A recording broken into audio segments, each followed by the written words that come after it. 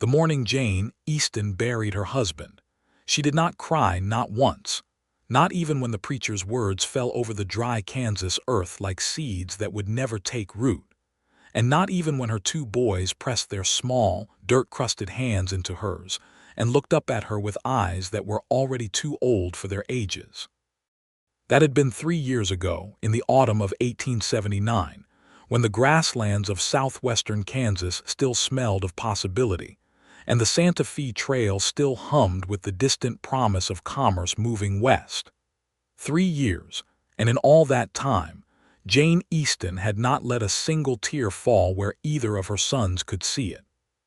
She had made herself into something like the land itself, vast, sun-scorched, unyielding, and quietly beautiful in ways that people only noticed once they had been standing in the middle of it long enough to stop looking for something else. Her husband, Robert Easton, had been a good man. Not a spectacular man, not a man whose name would be written in any history, but a good one, steady as a plow horse, stubborn as limestone, and warm in the way that only men who have worked hard soil their whole lives can be warm. He had died of a fever that swept through their settlement in October of that year, the kind of fever that the frontier had no patience for and no cure to offer. It had taken him in 4 days, which, the doctor had told Jane later, was something of a mercy compared to what some of the others had endured. She had nodded at that. She had thanked the doctor. She had walked back to her house, stood in the kitchen where the fire had gone low, and begun making supper for her boys. Her boys. Thomas, who had been 9 at the time and was now 12, tall and angular in the way of boys who grow too fast for their clothes, with his father's square jaw and his mother's dark, watchful eyes. And then there was Samuel, who had been 6 when Robert died, and was now 9, round-cheeked still, freckled, possessed of an imagination that ran away with him at every opportunity, and utterly devoted to his older brother in the uncomplicated way that younger siblings are devoted before the world teaches them otherwise. Jane had kept the homestead running. That was the plain fact of it.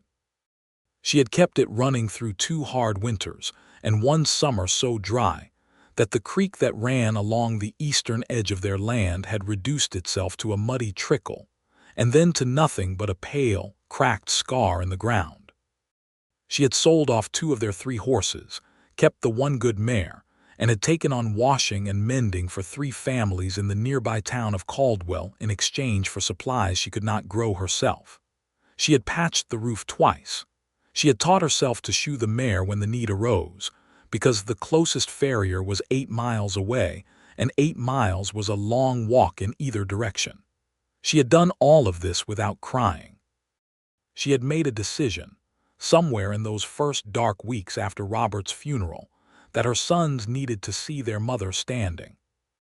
They needed to see that the ground was still solid beneath their feet, that the world had not fundamentally shifted its axis simply because their father was gone. She was not cold. She held them at night when the nightmares came. She sang the same songs Robert had taught her. She laughed when they were funny and scolded when they needed scolding. But she did not let them see her grieve. She carried it alone, late at night, in the quiet after they were asleep, and even then she pressed it down so deep inside herself that sometimes she was not entirely sure it was still there. It was in early June of 1882 when George Townsend rode onto the Easton property for the first time. He came from the east along the old wagon road, which was the kind of road that had been made by repetition rather than intention, 2 dirt tracks pressed into the grass by years of wagons and horses and stubbornness. He was riding a bay gelding that was clearly good stock but had been ridden hard, and he led a second horse, a gray one, behind him on a rope. He was wearing a battered canvas duster that had once been brown and was now a kind of sun-bleached nothing color, and he had the kind of hat that told you everything about a man creased down the middle, wide-brimmed, shaped by weather rather than by any deliberate effort at fashion. Jane saw him coming from the garden. She straightened up from where she had been pulling weeds from around the bean plants, shaded her eyes with one hand, and assessed him with the efficient, unsentimental gaze she had developed over 3 years of running a homestead alone. A man alone on the road, leading a spare horse, heading west. This was not unusual in southwestern Kansas in 1882. The cattle drives were well established now. The town of Caldwell was growing into something that resembled a real place rather than a collection of hopeful buildings, and men passed through constantly on their way to somewhere else. She had no reason to think this man was any different. He pulled up at the her fence line, the one she had repaired herself with salvaged posts and wire she had traded for last autumn, and he took his hat off. This small gesture of respect, the taking off of the hat before he had even spoken, was noted. "Morning," he said. His voice was lower than she expected, measured, the voice of someone who thought before he spoke and did not fill silence with noise simply because silence made him uncomfortable. "I wonder if you might be able to help me. I'm looking for work." Jane studied him. He was perhaps 34, 35, with a face that had been weathered by outdoor life but not beaten down by it. There was a steadiness in it, something patient in the set of his jaw and the way his brown eyes held hers without aggression or apology. He was not handsome in any dramatic sense, but there was something in his face that held attention, the way a well-made piece of furniture holds attention, nothing showy, nothing wasted. "What kind of work?" she asked. "Ranch work mostly. Fencing, horse work, whatever needs doing. I've worked cattle drives out of Texas and spent 2 years on a spread near Dodge City before the owner sold out. I'm headed toward Colorado, but I've got no particular schedule. I'm a widow with 2 boys," Jane said, because this seemed like the most important information he needed in order to assess whether what she could offer was worth his time. "I can't pay much. I can offer a meal and the use of the barn loft for sleeping, and $1 a week if the work warrants it." He was quiet for a moment. He did not look around the property in the assessing, calculating way that some men did, the way that made Jane feel as though she and everything she owned were being added up and found either adequate or wanting. He just looked at her. "That's fair," he said. "My name is George Townsend." "Jane Easton," she said. "The gate's at the end of the fence. Come around." She turned back to her garden before she had finished speaking, because there was no particular reason to stand and watch a man she had just hired come through a gate. There was work to be done. He came through the gate. He tied his horses to the post near the barn. He walked across the yard with the particular gait of a man who has spent most of his life on horseback, economical, slightly bow-legged, covering ground without appearing to hurry. She heard him before she saw him again, the sound of the barn door, and then the sound of nothing, which meant he was already looking at what needed to be done before anyone had told him to look. She almost smiled at that. Thomas and Samuel came home from their morning lessons at the Caldwell schoolhouse, a one-room affair that served the scattered families of the area, around noon, appearing over the rise in the land to the north on foot, their boots raising small dust clouds with each step. They stopped when they saw the 2 horses at the barn post. Thomas's expression went cautious immediately, the way it always did when something changed on the property. He had taken on a protectiveness of his mother and the homestead that was admirable and also occasionally exhausting, and he expressed it through a kind of wary vigilance that made him seem older than 12. Samuel, on the other hand, immediately began walking faster. "Who's here?" Thomas called to Jane, who had moved from the garden to the porch where she was sorting through a pile of mending. "A man named George Townsend," Jane said. "He's hired on for a while. He's going to help with the fence line and whatever else needs doing." Thomas absorbed this with the seriousness of a boy who has decided he is the man of the house and is uncertain whether his authority has just been challenged or supplemented. Samuel had already gone directly to the barn door and was peering through the gap with great interest. "Samuel, come eat," Jane said. Samuel reappeared, followed at a respectful distance by George, who had heard voices and come to the door with the natural politeness of someone who understood that introductions mattered. "These are my boys," Jane said, keeping her voice ordinary. "Thomas and Samuel." George looked at the boys with the same measured attention he had given Jane, not performing warmth, not doing the thing that some men did around children, which was to exaggerate their friendliness in a way that children could always detect as false. He just looked at them directly and nodded. "Thomas," he said. "Samuel." Thomas gave a small, guarded nod. Samuel stared at George's hat for a long moment with the focused attention of a boy who has just decided something is interesting. "Is that a real duster?" Samuel asked. "It is," George said. "Have you been on a cattle drive?" "More than one." Samuel opened his mouth to ask approximately 40 more questions. Jane said, "Samuel." "Lunch," and he closed it. George ate with them that first day at the table in the kitchen, because Jane decided that if a man was working for her, it was ridiculous to make him eat alone in the barn like a dog, and she was not a woman given to false distinctions.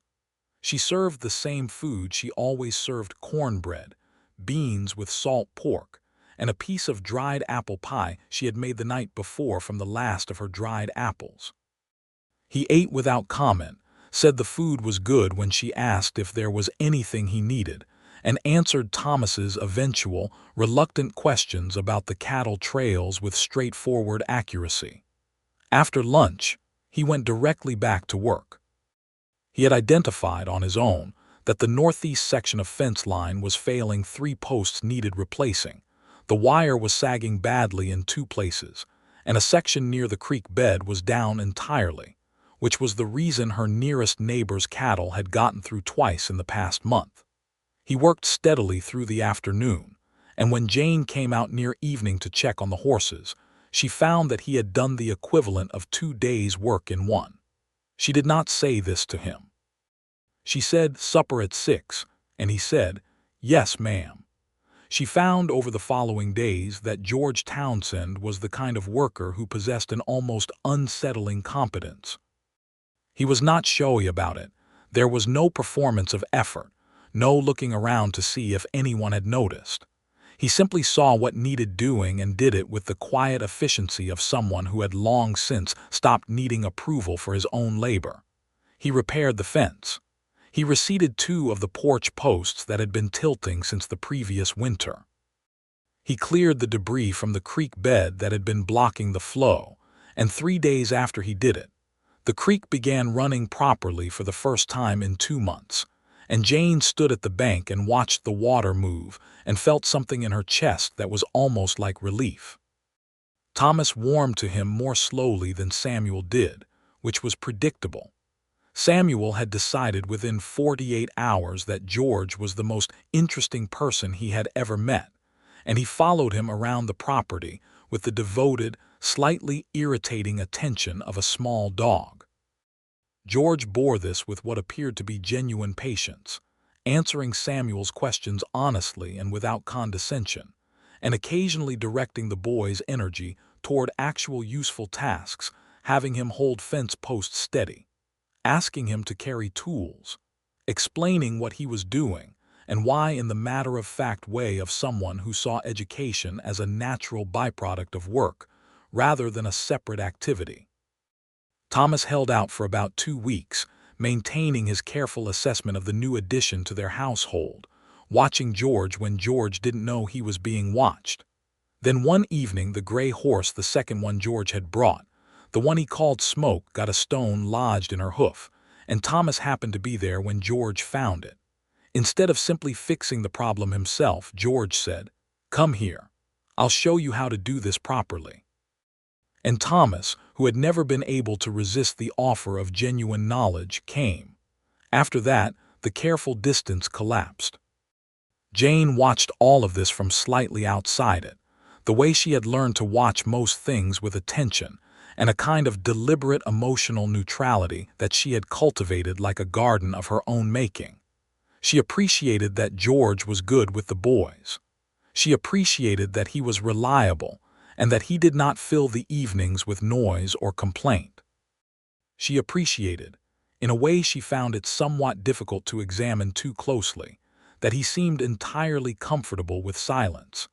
That sitting on the porch after supper, while the sun went down behind the flat horizon to the west, did not appear to require anything from him in the way of conversation, if conversation was not available. What she was less comfortable with was the growing awareness that she looked forward to those evenings. It had been so long since she had had an adult to sit with at the end of a day. She had not fully realized the weight of that particular absence until it was, unexpectedly, no longer absent. She did not do anything about this awareness. She noted it the way she noted the weather, as information about present conditions that required no immediate action. George, for his part, was equally measured. He did not attempt to be anything to Jane Easton other than what she had hired him to be. He was respectful of her authority over the property and the household. He asked before doing anything that went beyond what was obviously necessary. He did not offer opinions on how things should be run unless asked, and when asked, he gave his actual opinion rather than the opinion he thought she wanted to hear. One evening in late June, a problem arose that required something more than ordinary conversation. Jane had gone to Caldwell that morning for supplies, taking the wagon with the mare while the boys were at school.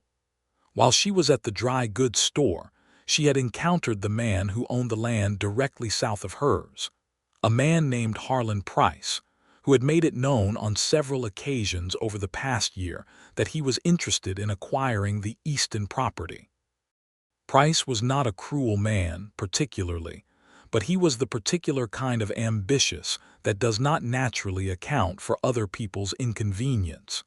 He had offered to buy her out twice before, and both times she had told him she was not selling. That morning, he had told her with a smile that did not reach his eyes that he had learned of a water rights question that might affect her Eastern Creek access, and that if this question were decided against her, she might find herself in a more difficult position than she presently occupied. Jane had thanked him for the information, purchased her supplies, loaded the wagon, and driven home without speaking to anyone else. She told George about it that evening, not because she was frightened and needed reassurance, but because he had been doing work on that eastern section of the property, and she thought he should know what was being said. She told it plainly, without drama, sitting at the kitchen table with a cup of coffee that had gone cold while she worked through the practical implications of the situation. George listened without interrupting. When she finished, he was quiet for a moment. "Do you have the original deed?" he asked. "Yes." "Does it specify the creek access?" "It describes the property boundary as running to the center of the creek." "Then the water rights question isn't a question," George said. "The creek access is part of the property. If someone's claiming otherwise, they'd need to show a prior claim that supersedes the deed, and that's not a simple thing. Do you have a lawyer in Caldwell?" "There's a man named Abernathy who handles legal matters. Might be worth having him look at the deed and write down what it says about the water access. Something on paper from a legal man tends to discourage certain kinds of pressure." Jane looked at him. "You know about land law." "I know enough," he said. "I dealt with a similar situation on the Dodge City spread. The owner was being squeezed by a neighbor who wanted the grazing land. We sorted it out." Jane nodded slowly. The tension she had been carrying since that morning in Caldwell, the tension she had not named, had not acknowledged even to herself, eased slightly. "I'll go to Abernathy in the morning," she said. "I can look at that section of the creek boundary tomorrow," George said, "and clear the markers if they've been moved. It happens." Jane looked at him again. "Has someone been moving markers?" "I don't know," he said, "but it would be worth checking." He was right. The following day, when he walked the creek boundary with Thomas alongside him, Thomas had taken to joining George on his property walks, carrying the tools and paying close attention. They found that 2 of the boundary markers on the southeastern edge had been disturbed. Not obviously, not in a way that screamed interference, but in a way that a man who was paying attention would notice. George reset them. He documented their positions carefully, making notes in the small journal he kept in his coat pocket. When Jane returned from Caldwell with the written assessment from Abernathy, who had confirmed that the deed was clear and the water access unambiguous, She found that George had already done the work that would have supported her legal position, and she was aware of a feeling she had not expected, which was something very close to gratitude that struck her unexpectedly deep. She thanked him. He said there was nothing to thank him for, that it was part of the work. She did not press the point. July came in hot and relentless, the way Kansas July always did, beating the land flat and gold and stubbornly beautiful. The days took on a rhythm that Jane had not intended to establish, but found herself inhabiting with a naturalness that was slightly alarming. Mornings were work, the garden, the livestock, the endless small repairs that a working homestead required. Evenings were the porch, the cooling air, the sound of the boys doing their reading lessons inside or, on fair nights, playing in the yard until the light went. George and Jane had fallen into a habit of talking in the evenings, not about anything in particular at first, the weather, the work, what needed doing next. Then gradually other things. She asked him about the cattle drives, and he told her about them honestly, neither exaggerating the romance of the trail nor pretending it was simply work. She found that she liked the way he described things with specificity and without embellishment, which she had always considered the truest form of storytelling. He was from Ohio, originally. He had come west in 1871 at the age of 22, following the railroads and then the cattle trade. He had never married, and he told her this without apparent regret or apology, simply as a fact about his life thus far. He had a sister still in Ohio who wrote him letters that caught up with him at post offices along various western trails, and he read them carefully and answered them with equal care. Jane found herself telling him things in return. Not many things at first, and not the large things. Small ones. What Kansas had been like when she and Robert had first come out in 1875. How different it had seemed from the Missouri town where she had grown up. The garden she had tried to grow that first year, and had almost entirely failed at because the soil was nothing like what she had known. The way Thomas had been born exactly during a spring thunderstorm, and Robert had paced outside the bedroom door making so much noise with his anxiety that the midwife had eventually shouted at him to go outside to the barn. George listened to all of this with the same quality of attention he brought to everything, focused, unhurried, not filling gaps with his own words simply because silence felt uncomfortable. One evening in mid-July, Thomas announced at supper that his teacher, Mrs. Holloway, had said that the 4th of July celebration in Caldwell, delayed by 2 weeks this year due to rain, was being held that Saturday, and that there would be a horse race. Samuel erupted from his chair approximately 6 inches at this information, and then remembered he was not supposed to do that at the table and came back down. "Can we go?" Samuel asked. "Can we?"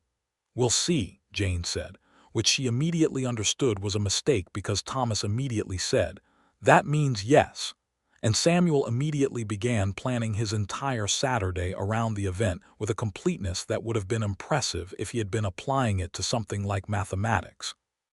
Jane looked across the table at George, who was eating his supper with the mild, contained expression he usually wore during the boys' more energetic exchanges, and she found that she was already forming the thought, without having made any particular decision, that it would be entirely reasonable for him to come to Caldwell with them.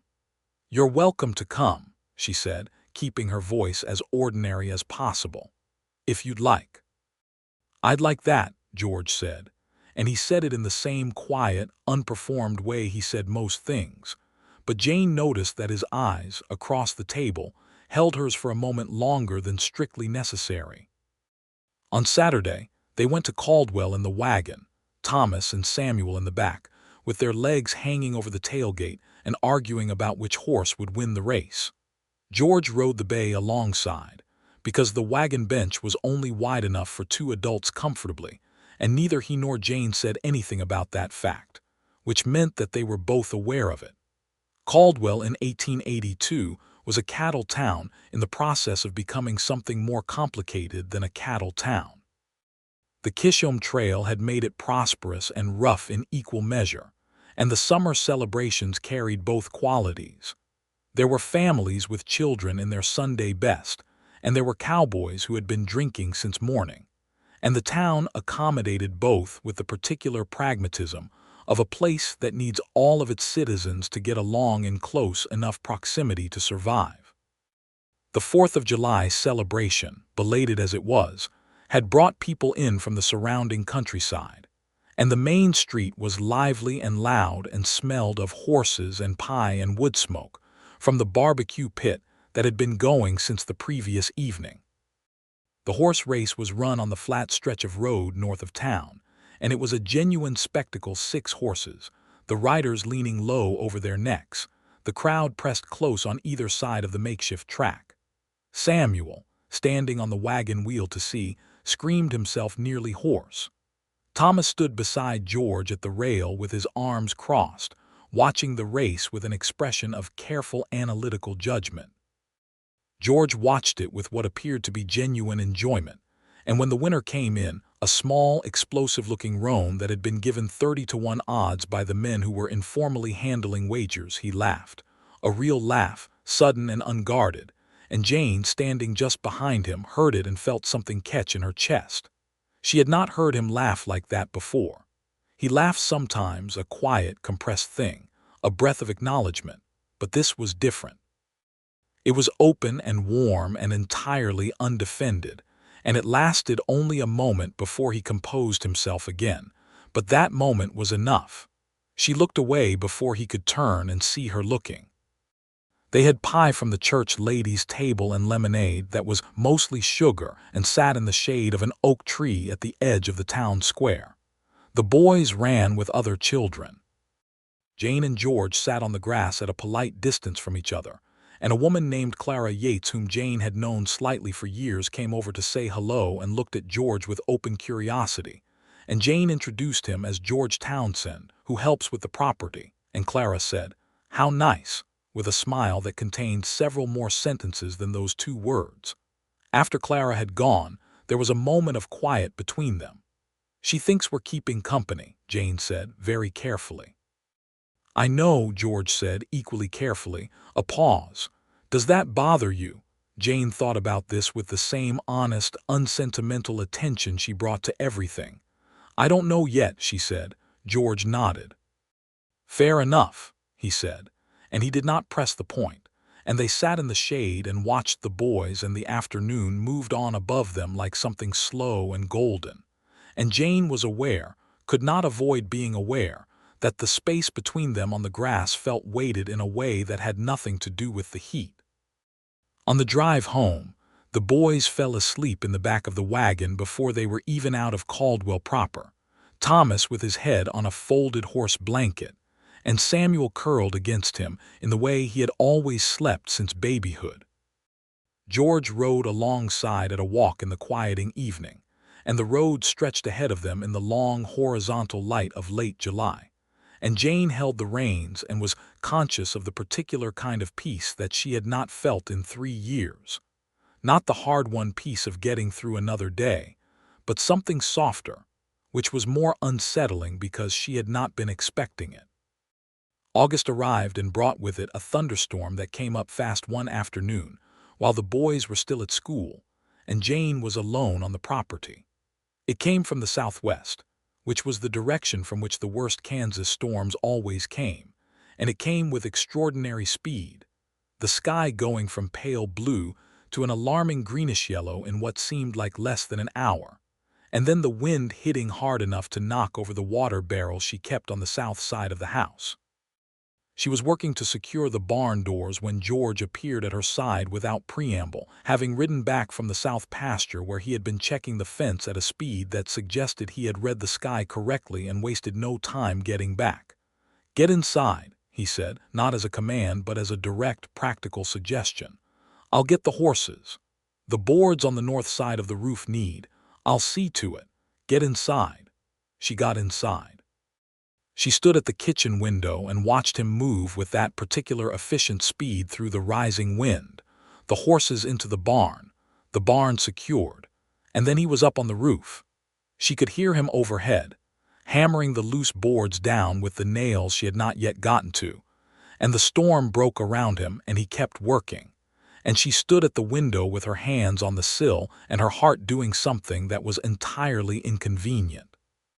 When the worst of it had passed and he came in through the back door, soaked absolutely through, his hair plastered flat and his duster streaming water onto the kitchen floor, she had a towel and dry clothes from Robert's trunk ready because she was a practical woman, and it was the practical thing to do. He accepted both without excessive comment, changed in the lean-to off the kitchen because there was nowhere else to do it with dignity, and returned in Robert's flannel shirt and old work pants, which fit him well enough because Robert had been a similar build. He sat at the kitchen table, and she gave him coffee, and neither of them commented on the clothes. "Thank you," she said. "The roof will hold," he said. "That's not what I meant." He looked at her. The storm had reduced itself to hard rain against the windows, and the kitchen was warm from the stove she had lit when the temperature dropped, and the light was low and amber, and George Townsend sat at her table in her dead husband's shirt and looked at her with those patient brown eyes, and Jane felt the thing she had been not looking at since June come into focus with such sudden clarity that she had to stand up and go to the stove and do something with her hands. "Jane," he said, quietly. "The boys will be at school until 3:30, she said, doing something unnecessary with the coffee pot. "I need to check that the garden hasn't flooded. It's still raining. I know." A long pause. She heard him not moving, the stillness of a man who has decided to let someone have the space they need. "Jane," he said again, "I'm not going anywhere." She turned around at that. He was looking at her steadily, and there was something in his face that she had not seen before, not exactly, not in that combination, which was patience and feeling together, not suppressing one for the other, both present in equal measure. "You've been working here for 2 months, she said. "I have. And you said you were going to Colorado." "I said I was headed there. I didn't say I had to be." She looked at him for a long moment. The rain was drumming on the roof he had just fixed, and the kitchen smelled of wood smoke and coffee and rain-soaked canvas. "I have 2 sons, she said. "I know that. I've met them. They're good boys. I have a property that has legal difficulties and a fence that's been tampered with and more work than I can consistently keep up with. I know that too. I don't." She stopped, tried again. "I haven't thought about any of this in a very long time."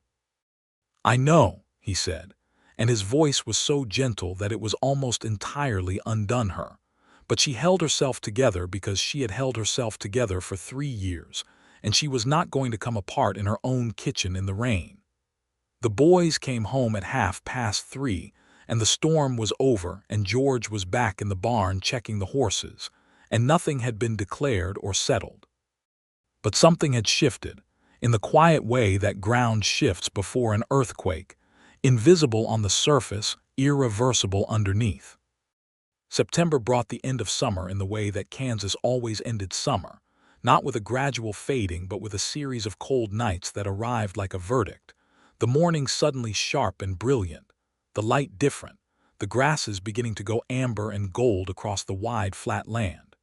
Jane found herself watching the land more deliberately than usual, as if she were memorizing it, or perhaps as if she were seeing it clearly for the first time after some long distortion. George had stayed. He had not made any announcement about this.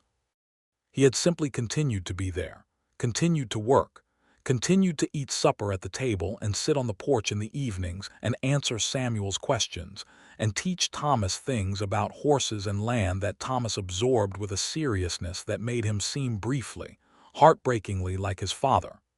Jane had found herself, over the past weeks, doing something she had not done in 3 years. She had started letting herself feel things during the day, rather than reserving feeling for the silent, dark hours after the boys were asleep. Not dramatically, not overwhelmingly, but she would be standing in the garden and something would catch in her throat for no particular reason, or she would be watching Thomas and George work at something together, and she would feel a complicated warmth that she could not entirely categorize. She treated these occurrences as she had learned to treat the small mechanical failures of the homestead, noted, attended to, but not catastrophized. One morning in the second week of September, she went out early to the root cellar to check the preserves she had put up over the summer. It was the first real cold morning of the autumn, the grass stiff with frost, her breath making small clouds. She opened the cellar door and went down the stone steps, and in the dim, cool light of the cellar she stood among the jars of preserved tomatoes and corn and peaches and beans, the summer's work lined up in rows, and something about the sight of them, the fullness of the shelves, the evidence of labor completed, of another year survived, caused something in her chest to break very quietly open. She sat down on the bottom step, and she put her face in her hands and she cried. She had not intended to. She had not even known it was coming. It arrived without warning or permission, 3 years of it, packed tight and dense as stone, and then suddenly not stone anymore. She cried for Robert, who had been a good man and had died too young and deserved more years than he got. She cried for the boys, who were growing up without their father, and doing it with more grace than anyone had a right to expect. She cried for herself, for the girl she had been in Missouri who had thought she understood what hardness meant before the frontier taught her otherwise. She cried for the loneliness that she had not been willing to name for 3 years because naming it felt like weakness and weakness felt dangerous. She cried, and she had her face in her hands, and she did not hear George come down the cellar steps until he was already there. He had come because he had seen the cellar door open and her boot prints in the frost and then no sight of her, and he had come to check because that was what he did. He paid attention and he checked on things. He came down the steps and he saw her, and the sound of her crying stopped him as completely as a wall. She heard the step creak and she looked up, and there was George Townsend standing on the bottom step of the root cellar, and there was no possibility of pretending. Her face was wet, and her eyes were swollen, and 3 years of grief were all over her in that moment, as plainly as anything she had ever shown the world. For one terrible second she waited for the thing that would break her, the pity, or the words, or the awkward masculine discomfort that would make her humiliation complete. He said nothing. He came the rest of the way down the steps. He sat down beside her on the step, close enough that his arm was solid and warm against hers, and he folded his hands between his knees and looked at the rows of preserves, and he stayed. He did not tell her it was all right. He did not tell her Robert was in a better place. He did not tell her she was strong or brave or that everything would work out. He made no sound at all except for the soft, steady sound of his breathing. He simply sat with her in the cold cellar in the early morning while she cried all the things she had been refusing to cry for 3 years. And when the worst of it had passed, and she was sitting there wiping her face with the back of her hand, and feeling both entirely emptied out and oddly lighter than she had felt in a very long time, he reached into his coat pocket and handed her a clean handkerchief without looking at her. She took it. She pressed it to her face. After a moment she said, in a voice that was still unsteady, "The boys are still asleep," he said. "It's early yet," she nodded. Another silence, longer this time, settling gently around them. "I never cry in front of them," she said. "I decided early on that I wouldn't." "I know," he said. "It was the right decision." "Yes," he said simply, "it was." She turned and looked at him then for the first time since he had sat down. He was looking at the preserves still, giving her the privacy of not being directly observed, but she could see his profile in the dim light, the strong line of his jaw, the set of his mouth, something in his expression that was soft in the way that only very certain people can afford to be soft. "Thank you," she said. He turned to look at her then, and the look they exchanged in that dim, cold cellar with the preserved summer surrounding them was not a complicated look. It was just two people seeing each other very clearly and finding that what they saw was not frightening.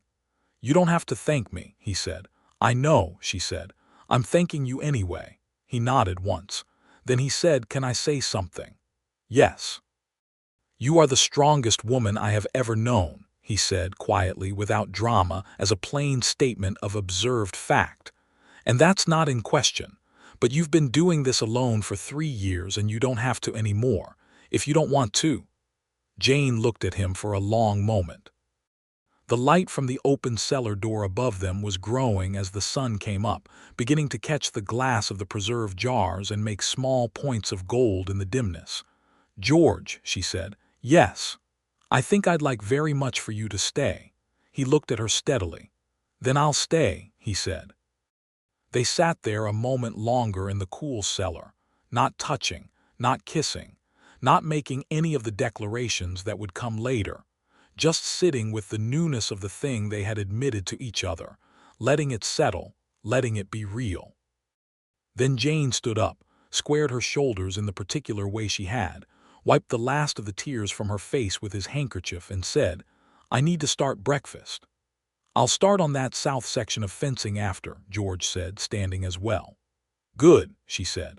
And they went back up the steps into the autumn morning, the frost glittering on the grass, the sky wide and blue and endlessly itself above the flat Kansas land. That evening at supper, something was different, and both Thomas and Samuel felt it the way children feel differences. Not in the details, but in the atmosphere, the particular quality of the air in the kitchen. Thomas looked from his mother to George and back again with an expression of careful assessment. Samuel, with the directness that was one of his most reliable characteristics, said, "Are you and Mama friends now?" George said, "We've been friends for a while now." "Better friends," Samuel clarified with the confidence of a 9-year-old who feels he has identified the correct word. Jane said, "Eat your supper, Samuel."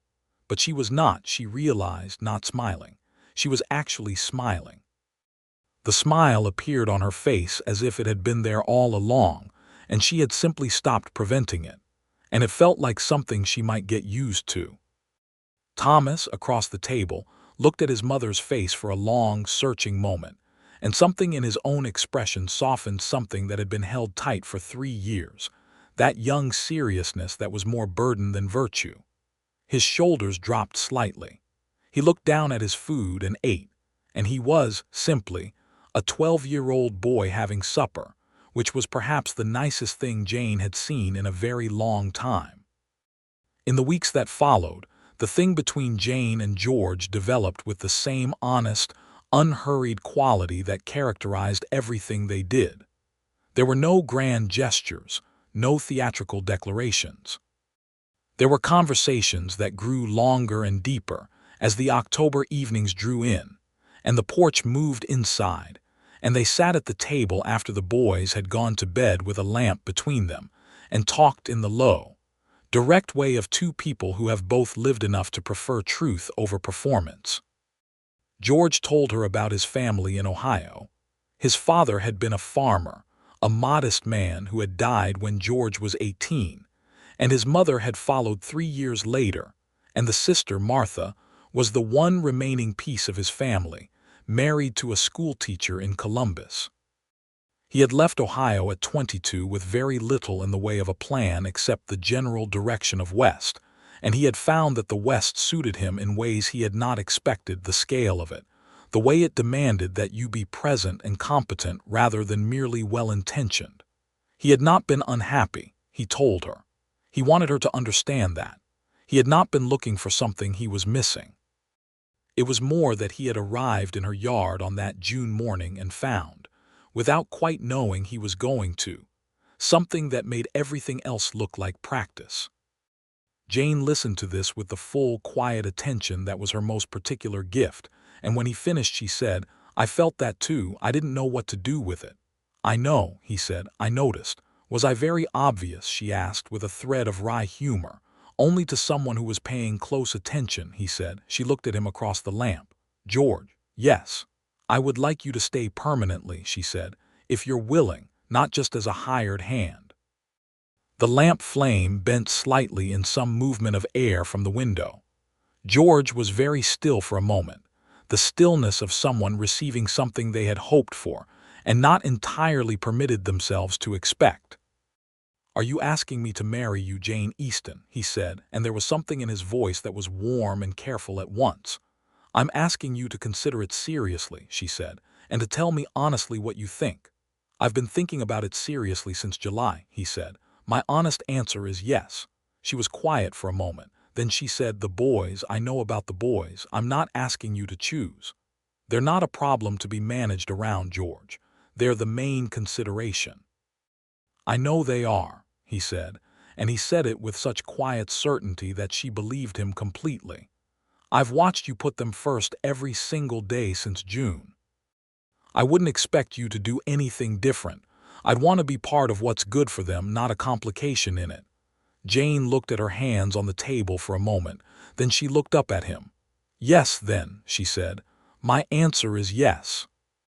He reached across the table and covered her hands with his, and it was the first time he had touched her deliberately, intentionally, not the shoulder-to-shoulder contact of the cellar step, not the brush of exchanged tools and shared work, but a reaching across with full purpose, and his hands were large and warm and certain, and Jane turned her hands over beneath his and held on. The following Sunday, after the week had passed with its ordinary work and the new, particular warmth of things settled between them, George sat down with Thomas and Samuel. Not at Jane's instruction. He had asked her permission first, and she had given it, and then she had gone to work in the garden because she trusted him, and because this needed to be between the three of them without her there to soften any edges. She watched from the garden as George sat on the porch with the two boys, Thomas straight-backed and serious, Samuel slightly bouncing on the balls of his feet in the way he did when he was uncertain of something. The conversation lasted perhaps 20 minutes. She could not hear any of it, which was as it should be. When she came back to the porch, George was standing and both boys were looking at her. Thomas's expression was the hardest to read. She had spent 12 years learning his face, and she still sometimes found it impenetrable. Samuel looked as though he was somewhere between very excited and very scared and had not yet settled on which. Thomas said, "He asked us what we thought. He said it wasn't only your decision." "That's correct," Jane said. Thomas was quiet for a moment. Then he said, "I think Papa would have liked him." The sentence arrived in Jane's chest like something with real weight. She looked at her eldest son, 12 years old, too serious, already half a man in ways that made her proud and ached a little, and she said, "I think so too." Samuel said, "Can I call him George, or do I have to call him something else?" Jane looked at George. George said, "George is fine. We can figure out the rest later." "Okay," said Samuel, and that for Samuel appeared to be entirely sufficient. They were married in November of 1882 in the parlor of the Methodist Church in Caldwell, with a small gathering that included Clara Yates and her husband, the Abernathy family, a handful of neighbors from the surrounding countryside, and George's friend from his Dodge City years, a lean, weather-beaten man named Cole Aldridge, who rode 3 days to get there, and spent the entire reception telling enthusiastic and only partially appropriate stories about cattle trail misadventures that kept Thomas and Samuel in a state of rapt, delighted attention. Jane wore the best dress she had, a deep blue wool that she had made herself the previous winter and had not yet worn because there had been no occasion fine enough. George wore a white shirt she had not seen before and his Sunday coat, and he had had his hair cut by the barber on Caldwell's Main Street, and he looked, she thought, entirely himself, which was to say, steady and warm and exactly what she had said yes to. The preacher was a man named Fletcher who had the useful quality of being brief, and the ceremony was conducted with no excessive ornamentation. When the moment came for vows, Jane said hers in a clear, unhurried voice, and George said his in the same measured tone with which he said everything, and the difference from 3 years ago, from Robert's funeral in the October cold, was so vast that Jane had to look at the floor for a moment to contain it. She contained it. She always contained things, but she was becoming, slowly and with intention, a woman who also let them out.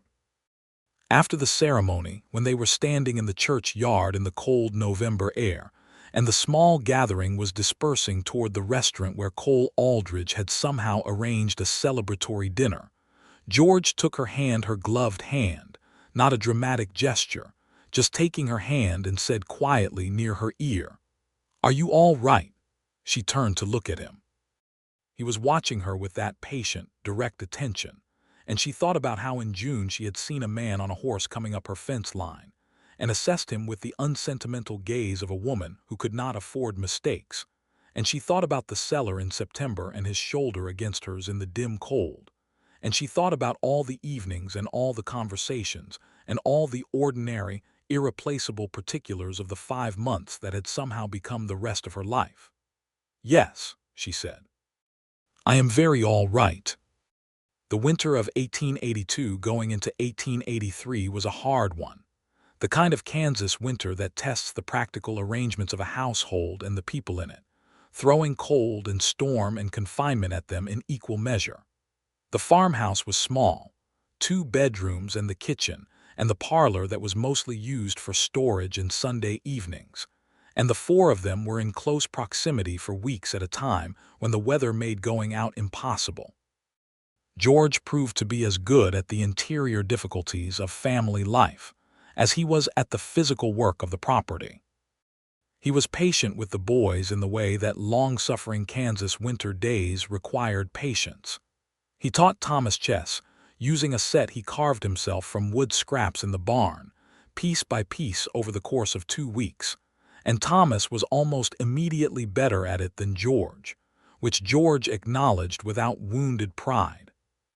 He told Samuel stories in the evenings, long elaborate accounts of cattle trail incidents that Samuel absorbed, and then retold at school with various embellishments that occasionally made their way back to Jane through the reports of other mothers. Jane watched her husband settle into her house and felt, with a growing certainty that was unlike anything she had expected, that this was what permanence felt like when it was truly chosen. Not the permanence of obligation or inertia, but the kind that is made fresh every morning by 2 people who keep choosing to be where they are. There were adjustments. George had spent 12 years sleeping when and where the trail required, and eating whatever came to hand, and the rhythms of domestic life required a different kind of attention. He adapted to this with good humor and occasional endearing bafflement. He could fix a fence in half a day, but he had never learned to bake bread, and his first solo attempt at it while Jane was ill with a winter cold produced something that Thomas, with diplomatic 9-year-old tact, described as very solid. George had laughed at that, the open, unguarded laugh she had first heard at the horse race, and eaten his solid bread without complaint. Jane, for her part, found adjustments of her own. She had lived for 3 years in a household that ran entirely according to her management, her decisions, her priorities. Sharing that management required conversation and negotiation and occasional disagreement, and she had not realized, until she was in the middle of doing it, that this was actually what she had been longing for, not someone to make decisions for her, but someone to make them with. The legal matter of the water rights came to a final resolution in January of 1883, when Abernathy presented Harlan Price's attorney with the documented deed language and George's careful notes on the creek boundary markers. Price withdrew his claim without further contest. Jane received the news at the dry goods store in Caldwell and stood in the cold January air outside the store for a moment, looking at the Winterbear Main Street, and felt the last weight of that particular anxiety lift cleanly from her shoulders. She told George that evening, and he said, "Good," and that was the appropriate amount of ceremony for it. As spring came back to Kansas in 1883, the property began to show in visible ways what the previous 9 months had made possible. The fence was tight and solid along all 4 boundaries. The barn had been properly repaired, the roof reshingled, the stalls improved. A new small corral had been built near the barn for working the horses. The garden was expanded. George had broken new ground the previous autumn, and Jane had planned a larger planting for this spring that would have been impossible when she was managing the digging alone. George had also, over the winter, made contact with a rancher near Caldwell about taking on some horse-breaking work on a seasonal basis. The rancher, a fair-minded man named Delaney, paid well, and the work was at a schedule that could fit around the demands of the homestead. It was not a cattle drive income, which had been George's livelihood before, but it was steady and it was local, and local was where George had decided he was. He told Jane about this arrangement one evening in March, framing it not as something he had already decided, but as a proposition for her consideration, which was the way they had learned to conduct things between them. "It's your time to allocate," she said. "It's our time," he said, with a quiet emphasis on the first word that still had the power to do something to her chest even 3 months into the marriage. Their first spring together had a particular quality that Jane would remember for the rest of her life. The quality of things opening up, of the land coming back to green, and the days growing long again, and everything that had been survival becoming, by degrees, something closer to abundance. She planted the expanded garden and George turned the soil, and the boys came home from school in the afternoons and ran in the new green grass of the yard. And there were evenings on the porch again, the four of them, watching the enormous Kansas sunsets go pink and gold and violet over the flat horizon. Samuel had, over the course of the winter, developed a bond with George that was uncomplicated and devoted, and expressed itself primarily through Samuel appearing at George's side at every possible opportunity to assist with whatever George was doing. George had begun teaching him to ride properly, not just sitting on a horse but actually riding, with attention to the horse's temperament, and the communication between rider and animal, and Samuel proved to have a real talent for it, a lightness and intuition that George praised with the specific, unsentimental accuracy that meant more to Samuel than any amount of general enthusiasm. Thomas's relationship with George was more complex and, in some ways, more profound. Thomas had begun to talk to George in the way that boys talk to someone they trust completely, not always in full sentences, not always about the obvious thing, but in the slow, sideways way of adolescent communication that required patience and attention to decode. George brought both, and what he learned was that Thomas was carrying a guilt about his father's death that no one had known was there. A child's irrational conviction that if he had fetched the doctor faster, if he had been less afraid, if he had done something different, the outcome might have changed. George told Jane about this one night, and Jane sat with the knowledge of it and felt a weight of her own, that her son had been carrying this alone for 3 years, while she had been focused on the practical sustaining of their lives. She went to Thomas the following morning and they had a conversation, long and honest and painful in the way that necessary conversations are painful. And at the end of it, Thomas cried for the first time since his father's funeral, and Jane held her 12-year-old son and let him. And afterward he looked emptied out and lighter in exactly the same way she had felt in the cellar in September. That evening she found George at the barn and said, "Thank you for telling me." "He needed to say it to you," George said, "not to me." "How did you know?" "He told me," George said simply. "I just asked the right question." She looked at her husband in the lamplight of the barn, this man who had ridden up her fence line 5 months ago with no particular plan, and who had in that time repaired her fence and her roof and her heart and the wound in her son that she had not known was there. And she thought that the word love was entirely insufficient to the task of naming what she felt, but it was the only word available, and so she used it. "George," she said. He looked at her. "I love you," she said. He was quiet for a single moment, the way he was quiet before any response that mattered. Then he said, "I love you, Jane," and his voice was rough with the particular roughness of a man who does not often speak the most important things aloud, and that roughness was the most honest sound she had ever heard. He crossed the distance between them and he kissed her, there in the lamplight of the barn with the smell of horses and hay and wood smoke around them, and she put her hands against his chest and kissed him back. And outside the spring night was enormous and silent and full of stars.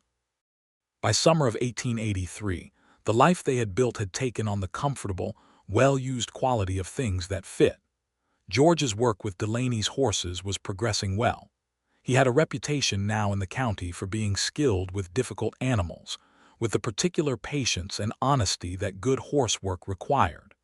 This had brought additional inquiries from other ranchers in the surrounding area, and what had started as seasonal work was becoming something more sustained. Jane's washing and mending work for the families in Caldwell had tapered off as the homestead income improved. She had kept the work longer than she needed to. She realized, out of a habit of security that had been necessary before and was now simply a habit. She let it go over the course of that spring, which felt like setting down something she had been carrying so long she had stopped noticing its weight. She had also been approached in May by the school board about a possibility she had not expected. Mrs. Holloway, the school teacher, was to be married and was leaving her position at the Caldwell schoolhouse. The board needed a replacement for the following school year beginning in September. Someone on the board had suggested Jane Easton, now Jane Townsend, who had more education than most settlers in the area, having completed 2 years at a Missouri teacher's seminary before she married Robert and came west. Jane came home from the meeting where this had been broached and sat at the kitchen table and told George about it with the careful neutrality she used when she wanted to think something through before she decided what she felt about it.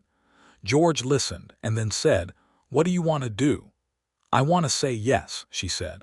"I want to teach. I always wanted to teach." "Then say yes," he said. "It would mean changes. The schedule will manage the schedule," he said. "What do you want, Jane?" She looked at him. "You never hesitate about that, do you? What I want?" "It's the most important question," he said simply. She said yes to the school board the following week. The summer moved through its heat and its long days and its enormous sky, and Jane began preparing for the school year with an energy that surprised even her, working through evenings on lesson plans, and the arrangement of the schoolhouse, and the acquisition of new readers that the board's modest budget would allow. George watched her come alive in this planning with something in his face that was simply, clearly, happiness. Not his own happiness exactly, though that too, but the particular happiness of watching someone become fully themselves. In August of 1883, Jane realized she was expecting a child. She told George on a Tuesday morning in the kitchen, with the summer coming through the window and the boys already outside at their morning chores. She told him plainly, as she told him everything, watching his face as she spoke. The expression that came over George Townsend's face was the most undefended thing she had ever seen on it. A kind of wonder, sudden and total, the careful steadiness he usually wore entirely displaced for a moment by something that was pure feeling. Then he crossed the kitchen floor in 2 strides and gathered her into his arms with a gentleness and certainty that made her close her eyes and lean into him and feel with absolute conviction that the world was exactly the right size. "Are you well?" he asked against her hair. "Very well," she said, surprised but very well. "I'll take care of everything." "George," she said, drawing back to look at him. "I've been taking care of things for 3 years. I don't need, I know," he said. "I mean I'll be here, that's all I meant." She relaxed again. "That's all I need," she said. Thomas and Samuel received this news with characteristically distinct reactions.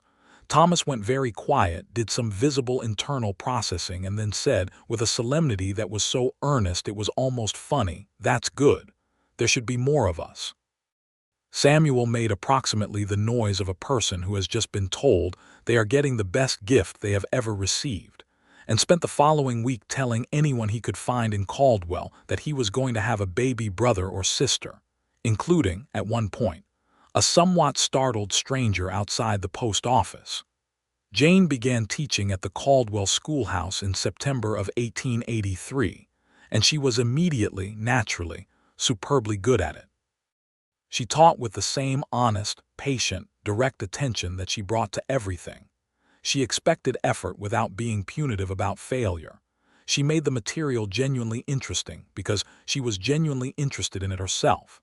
And she had the particular quality of teaching presence that makes children feel seen rather than observed. Within 3 weeks, 3 families had commented to the school board that their children had come home talking about school in a way that had never previously occurred.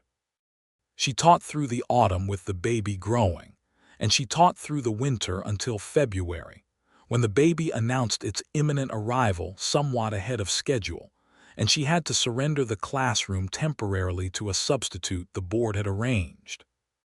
The baby was born in the first week of March 1884, on a night when the wind was up, and the planes were making their particular low sound that George had come to recognize as the sound of the country breathing in, and he was present for the birth in the way that men of that era occasionally were when the midwife, old Mrs. Pike from the edge of town, who had been delivering Kansas babies for 20 years, allowed it, which she had allowed this time because Jane had asked. The baby was a boy. They named him William Robert Townsend, William for no one in particular, simply because it was a name that suited him immediately when Jane looked at him, and Robert because he was Robert Easton's land and Robert Easton's legacy as much as anything else, and George had suggested the middle name without prompting, and this had caused Jane to look at her husband over the head of their new son with an expression that could not be reduced to words.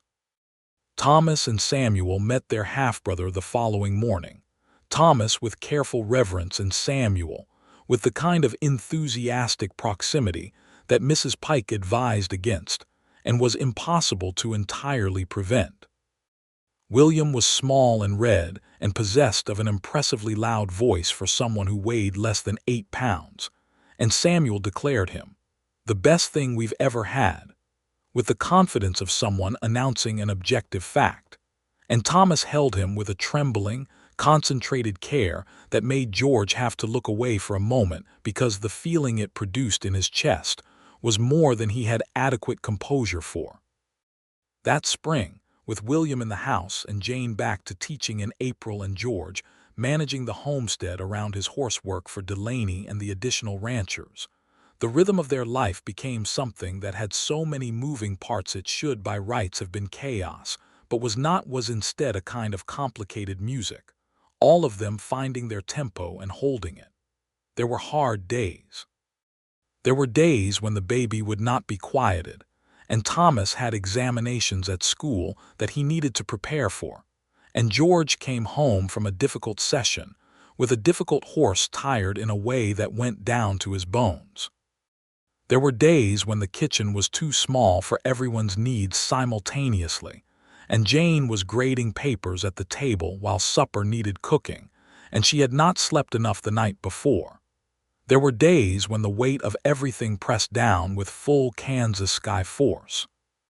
On one such day in June of 1884, Jane came home from school to find the kitchen clean, supper already on the stove, William sleeping, and Thomas and Samuel doing their homework at the table, with the focused quiet of boys who have been told very clearly by their stepfather that if they want to go to Caldwell for the Saturday horse market, they will have their lessons done before their mother gets home.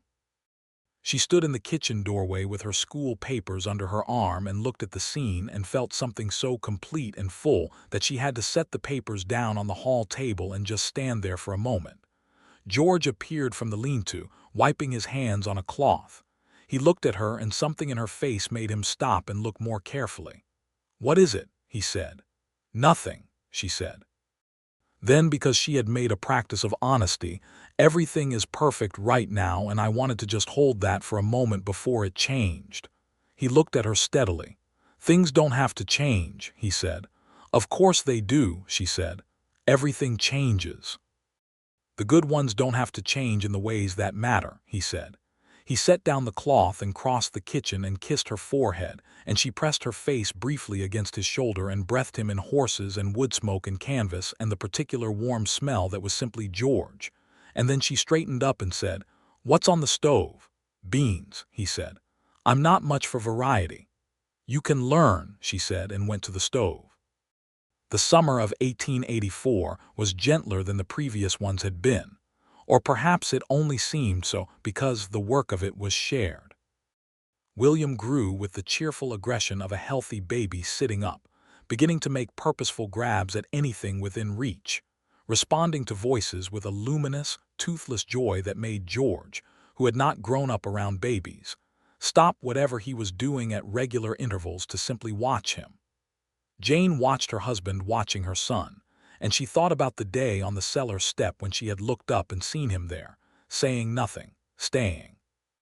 She thought about how that saying nothing had been the most articulate thing anyone had done for her since Robert died, how it had been the exact right response in the way that only something entirely genuine could be exact right.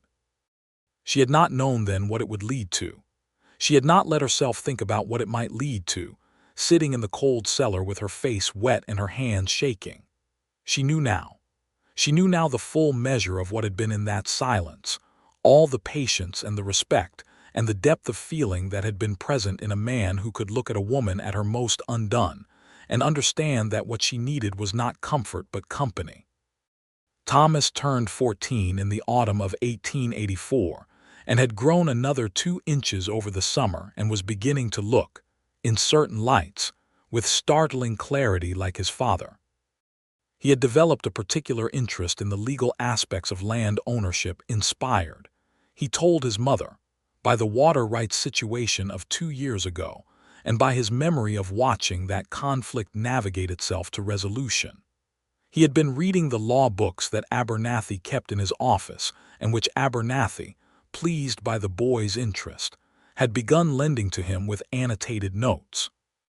George had told him, one autumn evening when Thomas had been talking about what came after school, that there was a law college in Topeka, that Kansas had need of lawyers who understood land law because the state was still in the process of becoming what it was going to be, and that process involved, at every stage, questions of land and water and rights that needed people who could argue them clearly. Thomas had looked at George with an expression that was almost entirely like hope. "Do you think I could do that?" "Yes," George said without hesitation. "I think you could do that very well." Thomas had not looked away from George for a long moment. Then he had looked at Jane, who said, "I think so too," and he had nodded slowly, carefully, as though placing something important in a safe location inside himself. They would not have the money for Topeka immediately, but there was time, 4 years of schooling still ahead of him, 4 years of saving and planning, and the homestead was profitable now in ways it had not been when Jane was running it alone. George had made it clear that Thomas's education was a priority equal to any other use of their income, and this had been stated and confirmed between him and Jane and needed no further discussion. Samuel, for his part, had decided with his characteristic comprehensive enthusiasm that he was going to be a horse trainer. He had been helping George with the horsework for Delaney since spring, and he had talent, a real, visible talent, and Delaney had told George privately that the boy had a gift.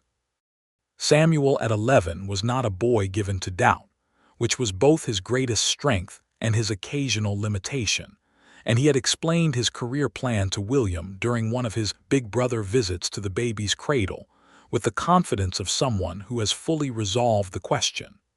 William had looked at him with wide, impartial eyes and grabbed Samuel's finger.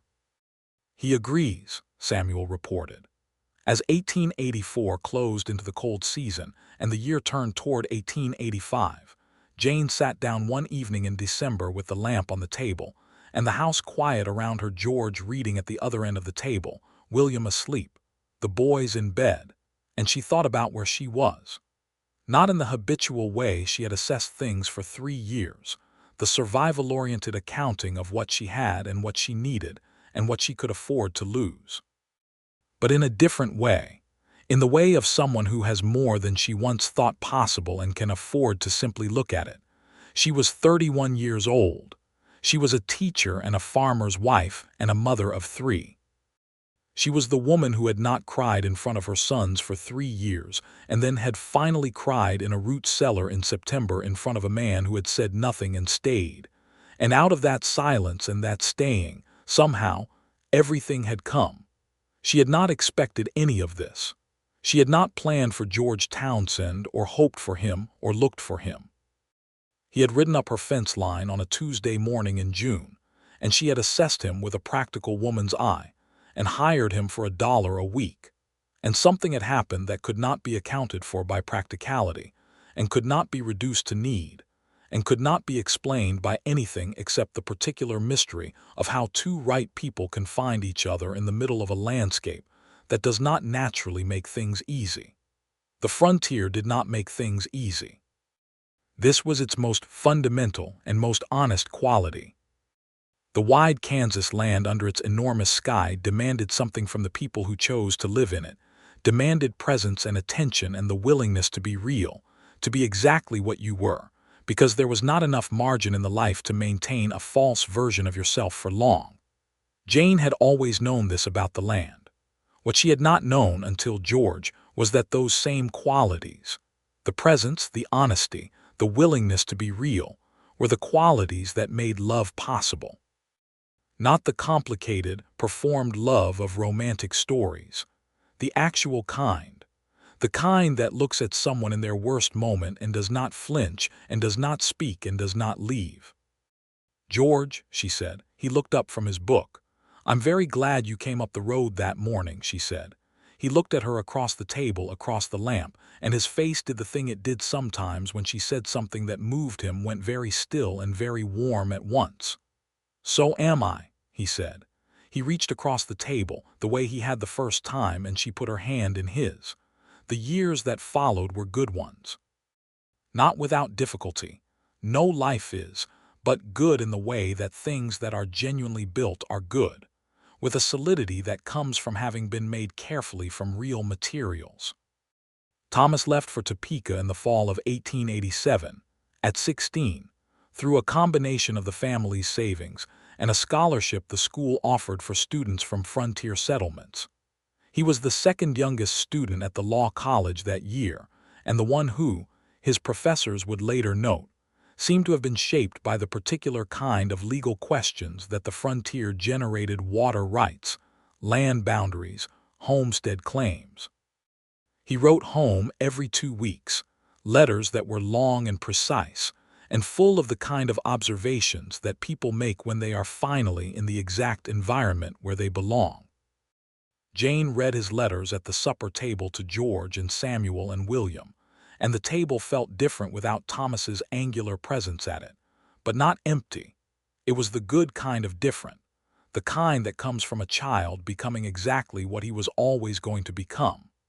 Samuel had been working formally with Delaney since he was 13, and by the time he was 15, he was the person Delaney sent to deal with the horses that came in with the most difficult histories.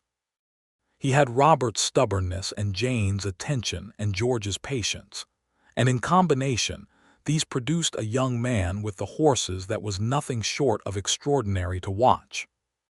Delaney paid him properly for his work, and Samuel deposited the money in the Caldwell Bank with a seriousness that he had clearly absorbed from watching his mother manage finances over the years. William grew. He grew into a boy who had Jane's dark eyes and George's patient temperament, and a laugh that seemed entirely his own, enormous, sudden, helpless, the laugh of someone who finds the world genuinely funny on a regular basis. He was adored by everyone in the family in the particular way that youngest children are adored when they arrive into a household that already loves well. He had Samuel's enthusiasm without Samuel's occasional recklessness, and he had Thomas's intelligence without Thomas's early gravity, and George said once privately that William seemed to have been assembled specifically from the best elements of everyone else in the family, and Jane had said that was a ridiculous thing to say, and had then immediately thought about it for 3 days because it was basically true. In the spring of 1888, Thomas came home from Topeka for the Easter break and was clearly in love, which he expressed by not mentioning the person he was in love with at all until the 3rd day of his visit, at which point Jane said simply, "Tell me about her." And Thomas went simultaneously red and relieved and talked for approximately 45 minutes about a young woman named Frances Greer, who was studying to be a teacher and had grown up in Abilene and had the most organized mind Thomas had ever encountered. George, listening to all of this, said only, "Bring her to meet us," and Thomas said, "I will." And that was the entirety of the family's formal response to Thomas being in love, which was the appropriate response. Frances came that summer, a composed, clear-eyed young woman with a directness that immediately made Jane like her, and a patience with Thomas's legal enthusiasms that suggested she had thought carefully about what she was choosing. She and Jane spent an afternoon working in the garden together while the men were out with the horses, talking with the comfortable frankness of two women who are sizing each other up and are both honest enough to do it openly. "He talks about you constantly," Frances said. "You and George." "Thomas talks," Jane said with a dry humor that made Frances laugh. "Not in a manner of speaking, but when he does, it's always about the homestead, about what you built after his father died, about what George taught him." A pause. "He admires you both very much."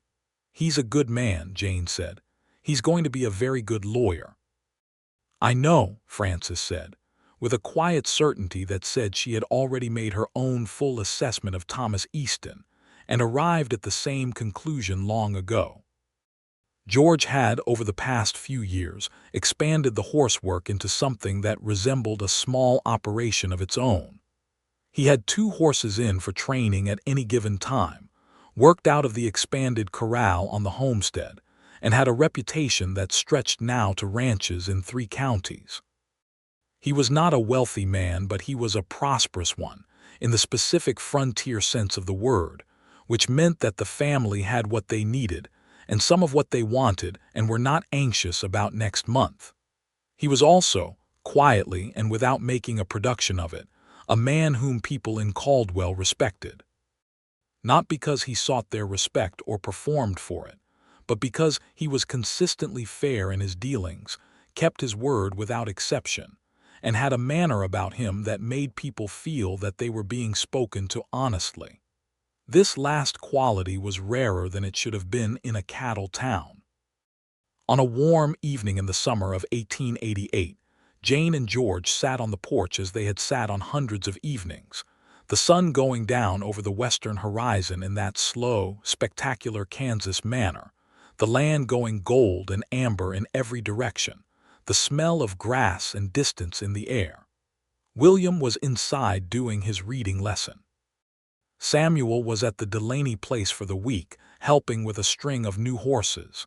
Thomas's most recent letter from Topeka was on the table in the kitchen where Jane had left it. It was a perfectly ordinary evening. It was, Jane thought, one of the best evenings she had ever lived. "George," she said, "are you happy?" He turned to look at her.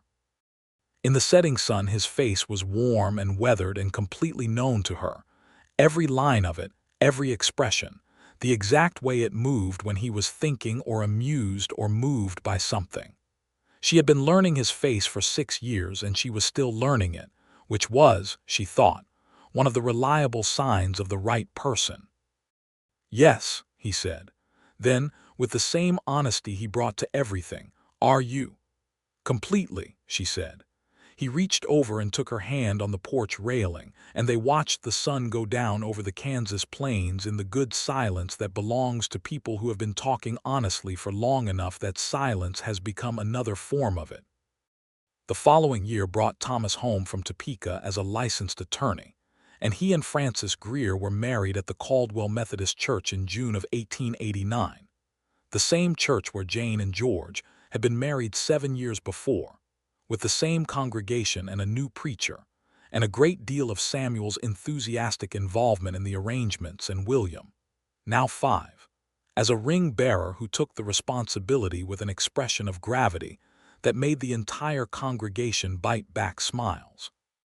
After the ceremony, Jane stood in the churchyard and watched Thomas, her serious, too old, protective boy who had once stood in a garden watching a strange man ride up the fence line, standing with his wife, looking at her with a softness that he had learned over years to stop hiding. She watched this and felt the kind of feeling that lives on the far side of words. George appeared at her side with William on his shoulders, the small boy having been raised up there to see the proceedings better and now not particularly wanting to come down. George looked at Thomas, and then at Jane, and he put his arm around her, and she leaned into him the way she had been leaning into him for 6 years, and they watched Thomas and Frances move through the small crowd of their celebrating family and neighbors. "You did well," George said quietly. "We did well," she said, "all of us together." In the late summer of 1889, Jane realized she was expecting again. She was 36 years old and had been more surprised the first time. But this time there was a particular sweetness to the knowledge. William was 5, old enough to understand what was coming, and his response when told was to sit very still for a moment and then say, with obvious and careful thought, "I hope it's a boy so we can share my room." His older brothers, reached by letter, responded with equal enthusiasm and a great deal less room-planning practicality. The baby was another boy, born in April of 1890 and named James. He arrived into a household that knew exactly what to do with a baby, which was to say he was perpetually held and perpetually talked to and perpetually subjected to William's intense 5-year-old oversight. And he grew into a fat, cheerful infant who seemed to have concluded early that the world was a fundamentally welcoming place. George held his second son the morning after his birth in the kitchen of the house he had spent 7 years making better, and he looked at Jane where she sat at the kitchen table with a cup of tea and the morning coming in through the east window, and he said, "Thank you." Jane raised her eyebrows. "I believe that goes both ways." "I know," he said. "I mean thank you for the whole thing, all of it. The morning I came up the road when you could have turned me away." Jane looked at her husband across the kitchen. She thought about that morning, the assessing gaze, the practical woman's calculus, the man who had taken off his hat before he spoke. She thought about the $1 a week. "You were worth considerably more than $1 a week," she said. George laughed, the real laugh, the one she had first heard at the horse race, open and warm and entirely unguarded. "Good morning, James," he said to the baby, who was making a small investigative sound against his father's chest. And the morning came full and bright and warm through the window, and Jane sat at the table in her own house and listened to her husband talk to her new son and felt the word enough too small for what she meant and reached for a larger word and found that no language in the end had exactly the right one, which was perhaps the most honest thing about happiness. The homestead was their home. The flat Kansas land ran out in all directions under the enormous sky, and the grass was green in spring and gold in summer and pale in winter, and the creek ran clear along the eastern boundary where George had reset the markers long ago, and the fence line was sound and tight as anything they had ever built. Thomas was in Caldwell now, practicing law, coming home on Sundays with Frances and their new daughter. Samuel worked horses for 3 ranches and had started saving for his own operation. William followed George everywhere on the property with the same devoted, slightly exhausting attention that Samuel had once shown, and George bore it with the same genuine patience. And Jane Easton Townsend taught school in Caldwell from September to May, and came home in the evenings to the house that was full and loud and warm with the lives of the people she loved.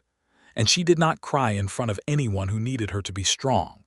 But she had learned, over the years, that there were people and moments in whose presence it was all right to let the fullness of things show, and that this, in fact, was what made a life real rather than merely endured.